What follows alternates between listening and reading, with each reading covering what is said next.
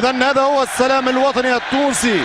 وفي لحظات نبدأ بالتشكيل والبداية بنادي وفريق الأرض والجمهور. عداية طويلة يلعبها لسانتوس، سانتوس يحاول يهرب، أين السرعة يا سيلفا؟ سيلفا يمر، سيلفا يلعبها الجزيري، جزيري مر ودخل، سانتوس وكرة في المرمى، في المرمى، لا الحكم يقول مخالفة.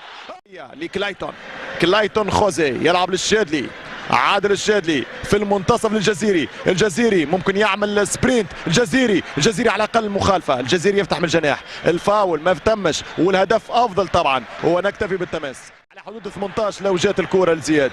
ترجع من بوعزيزي، المنتخب التونسي بدا يتحرك وبدا يضغط.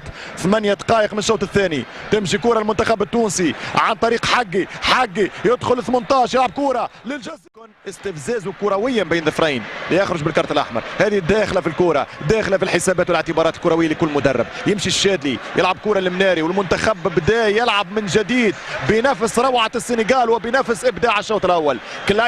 كلايتون لسيلفا دوس سانتوس، ناقصنا الا الهدف. سانتوس ومع الاسف هو اهم شيء الهدف. سيلفا دوس سانتوسيتا يلعبها للنفطي، النفطي يلعبها للمناري، المناري يطول كره، البوعزيزي يمشي يلعب الكرة بدرة بعد ترويض الكرة من كلايتون، كرة في الجناح يحاول سانتوس، جزيري عندك يا جزيري، لا للشادلي،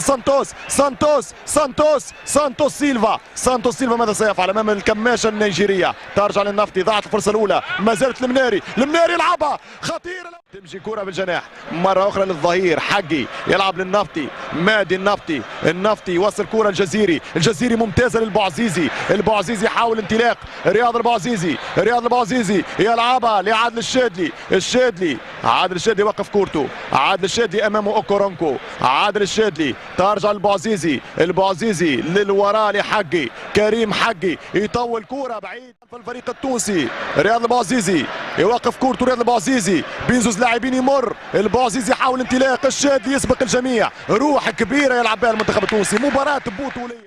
في رايي لم يلمسوا كريم حقي على كل كرة تمشي لكريم حقي يلعب الكرة للبوعزيزي،